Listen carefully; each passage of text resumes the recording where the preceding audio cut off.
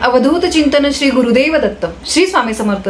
तुमच्या सगळ्यांचं मी आपल्या चॅनलमध्ये खूप खूप स्वागत करते. सगळे अगदी आनंदी असाल अशी मी अपेक्षा करते आणि आजचा पण दिवस तुमचा छान आनंदाचा जाऊ देत ही मी आपल्या स्वामींच्या चरणी प्रार्थना करते.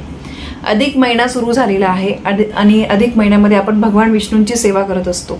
हा महिना कुठले पण तुम्हाला जे काही सेवा करायची आहे, कुठल्या पण देवांचं कुठलं पारायण करायचं आहे तर त्यासाठी हा महिना खूप शुभ मानला जातो.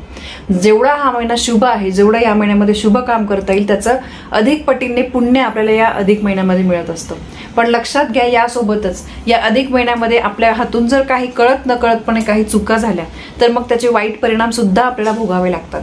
तर त्यामुळे आजच्या व्हिडिओमध्ये मी तुम्हाला अशा काही गोष्टी सांगणार आहे ज्याची आपल्याला काळजी घ्यायची आहे.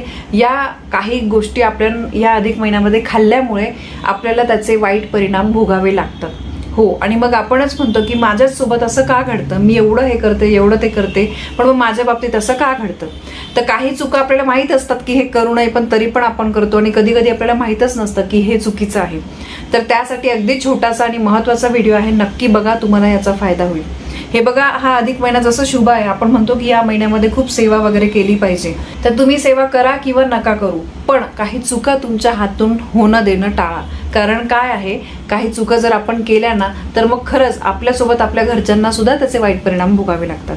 दर 2-2.5 वर्षांनी हा अधिक मास येत असतो. तर आत्ता हा अधिक मास जो आहे तो आत्ता अमावस्या झाल्यापासून अधिक मास लागलेला आहे. तर अधिक मास हा श्रावणाप्रमाणेच खूप पवित्र मानला जातो. या महिन्यामध्ये काही नियम पाळणं हे खूप गरजेचं आहे आणि ते आपण पाळलेच पाहिजे.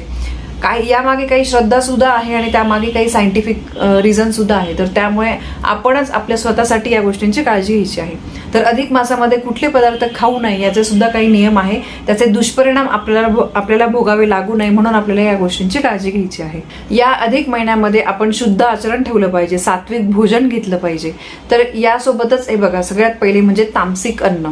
अधिक मासामध्ये शक्यतो तामसी पदार्थ खाणं टाळावं. म्हणजे तामसिक अन्नांचं सेवन केल्यामुळे आपली जी एकाग्रता आहे ती नष्ट होते आणि आपल्याला सुस्तपणा जाणवतो. आता तामसिक अन्न म्हणजे काय, यामध्ये कांदा, लसूण, मूग, मसूर, मोहरी, त्यानंतर कोबी, फ्लावर, शिळे अन्न, मध या पदार्थांचा समावेश तामसिक अन्नामध्ये होतो. तर हे बऱ्याच लोकांना माहीत सुद्धा असेल किंवा माहीत सुद्धा नसेल. तर या गोष्टी शक्यतो आपण या अधिक महिन्यामध्ये खाणं टाळलं गेलं पाहिजे. तर त्याचा आपल्याला आपल्या शरीरासाठी सुद्धा फायदा होत असतो. हे बघा, आत्ताचं जे वातावरण आहे तर तेव्हा आपल्या शरीराला अन्न पचण्यासाठी थोडं जड असतं, कुठली पण गोष्ट पचण्यासाठी थोडी जड जाते.